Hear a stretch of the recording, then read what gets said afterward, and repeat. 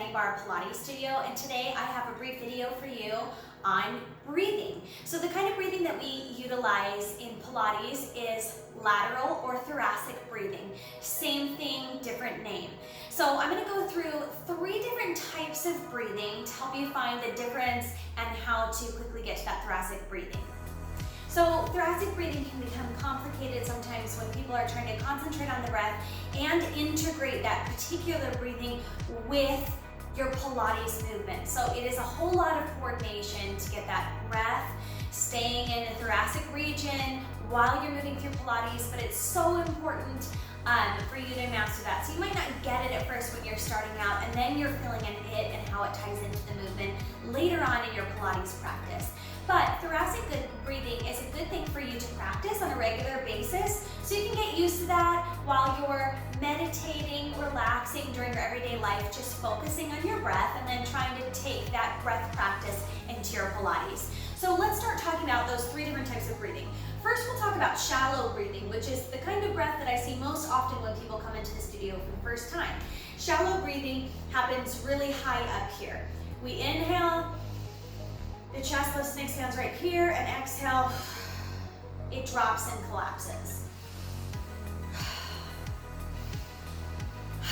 This is really shallow because it's up here. It's hard to get an effective, deep, good breath. You have to really inflate it, and it tends to collapse and sink down on yourself a little bit.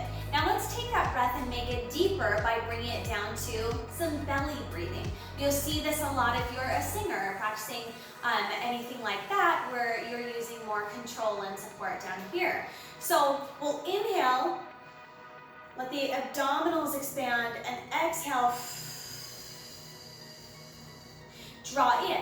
Now you can practice this with your hands to your chest. So what you don't want to be doing is, right, this shouldn't be moving up here. Take the breath from your chest down to the belly. Inhale, keep your chest in the same place. Let your belly expand. And exhale, draw it back in. A couple breaths like this and you'll start to feel your breath moving down deeper. So where we change this deep belly breathing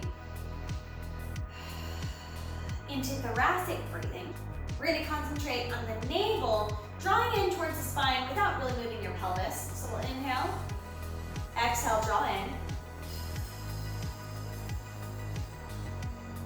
Inhale, it expands back out. Exhale, draw in. Think about letting that navel sink in towards the spine. You can practice this sitting up, standing, laying down in the back, however you can feel it best. Now, where we're going to change that belly breath into the thoracic breath is on the exhalation, we're going to hold the contraction in the abdominals and we're going to expand in the rib cage. So take one hand, place to where the rib cage meets and come out to the outside of the rib cage. One finger coming to the belly. We'll inhale, expand. Exhale, draw in. Follow out that entire exhale. Hold the contraction right here. Now inhale and move that breath up into your ribs.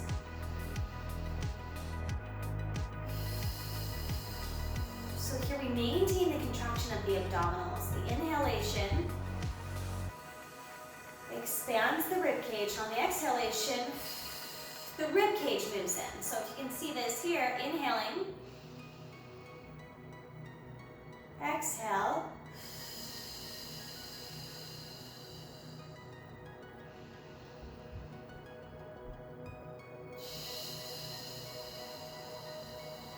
abdominals remain pulling in so that the expansion is happening in the rib cage. And we're inhaling, reaching out, and if you can place your fingers here, you should naturally, as you inhale, create a space. Your fingers have moved away from each other, and exhale, they draw back in. That's really hard to talk and breathe like that at the same time. So we're taking the breath up here. Now why this becomes so beneficial is sometimes we get that deep belly breath. We have a lot of Pilates exercises where we're laying on the stomach in a prone position. So it's hard to expand there, or when we're side laying, to expand here without losing our balance when we're coming from the outside from our ribs. This becomes really efficient for our movement. Also, the breath becomes extremely efficient because you're thinking about taking the breath up right here within your rib cage. Now what's within your rib cage? Your lungs and your diaphragm, right? So we're focusing, I've had people ask me like, well, why don't you want it to stay deep in the belly? And we actually become more efficient when we take it right here to the lungs and the rib cage. So that's the difference between shallow chest breathing, deep belly breathing, and thoracic or lateral breathing.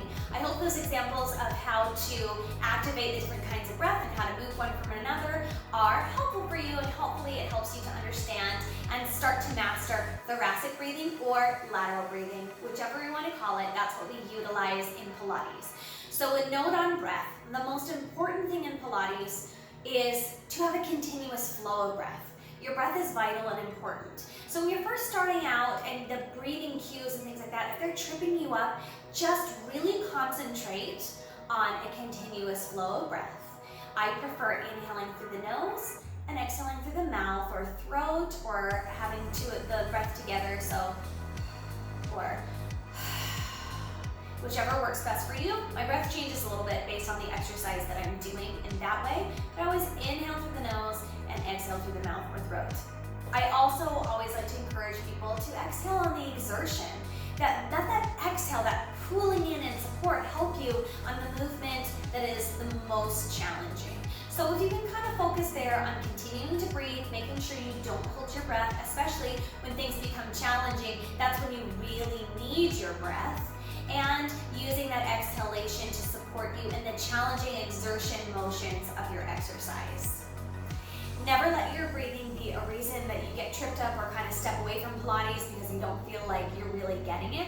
Practice your breath within your Pilates practice and outside of your Pilates practice. Maybe when you're driving in the car, maybe when you're meditating, when you have a moment to just focus on the breath and let that be more natural for you. Some people don't naturally breathe that way, so we kind of have to learn that a little bit beforehand, outside of class, before we can integrate it into our Pilates movement.